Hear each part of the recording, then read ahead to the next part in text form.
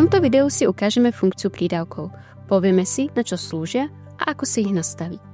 Prídavky nájdete v sekcii Podniky pod kategóriou Prídavky. Ak chcete vytvoriť novú skupinu prídavkov, kliknite na tlačidlo Nová kategória a pomenujte ju. Môžete nastaviť, koľko prídavkov musí obsluha vybrať. Minimálny počet prídavkov. Napríklad pri stejku nastavíte, že obsluha musí zvoliť aspoň jednu možnosť, ako sa má mäso pripraviť. Ak dáte minimum 0, okno s prídavkami sa zobrazí, ale čačník môže túto voľbu preskočiť. Maximálny počet prídavkov určuje, koľko prídavkov sa môže k produktu pridať. Ak necháte pole prázdne, prídavkov môže byť neobmedzene, napríklad extra syry alebo prísady na pizzu. Ďalej si vyberiete, ku ktorým produktom alebo kategóriám produktov sa prídavky budú zobrazovať.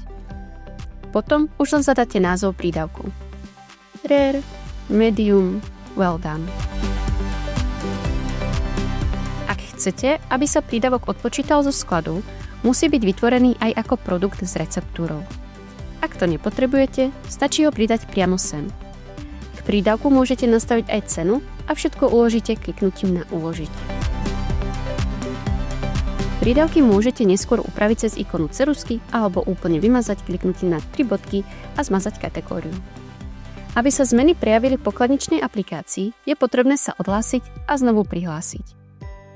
Potom sa pri objednávaní správa systém podľa toho, ako ste nastavili minimálny počet prídavkov.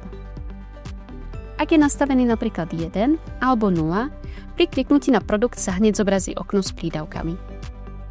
Ak minimálny počet nastavený nie je, na produkt treba kliknúť a chvíľku ho podržať, až potom sa okno s prídavkami otvorí. Pri objednávaní väčšieho množstva produktov vždy nastavte iba množstvo samotného produktu a nechajte prídavky na hodnote 1. Ak by ste počet prídavkov zvyšovali spolu s produktom, cena by sa znásobila aj za prídavky.